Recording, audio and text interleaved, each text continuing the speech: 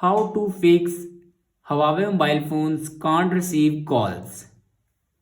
So let's start the video. First of all, restart your device.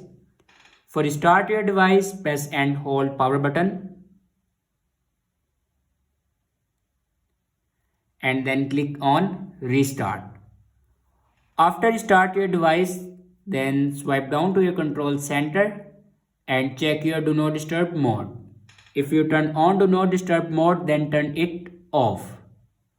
After turning off do not disturb mode, then open settings and scroll down in last and click on system and updates. And then click on reset and click on reset network settings. And then again click on reset network settings. After reset the network settings, then reinsert your SIM card. After inserting your SIM card, your problem will be fixed.